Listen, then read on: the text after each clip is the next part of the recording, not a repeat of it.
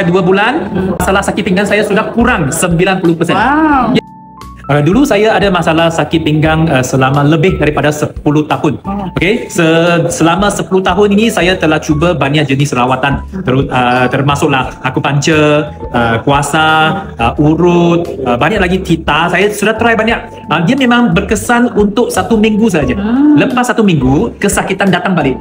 Jadi memang dia on and off macam tu. Memang tak boleh sembuh. Okey, sampai saya diperkenalkan Alora, tapi mula-mula saya memang skeptikal. Saya tak percaya. Selepas saya buat online research, buat banyak research, saya barulah buat keputusan untuk membeli Alora. Jadi saya pakai Alora Pens untuk 2 bulan. Okey, pakai 2 bulan, kesakitan, masalah sakit pinggang saya sudah kurang 90%. Wow. Yes. Saya pun rasa heran. Dulu memang berkesan, tapi selepas 1 minggu dia datang balik. Tapi sekarang tak datang balik. Masya Allah. 90% sudah hilang. Lepas tu saya terus pakai Alora Pens, terus pakai 1 bulan 2 bulan lagi sampai tak perasan kesakitan 100% sudah tak ada.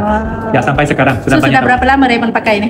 Saya pakai tahun 2018. Wow, sudah lama. Sampai sekarang. Masih pakai. Masih pakai lagi. Sekarang pun pakai lagi kat dalam sini.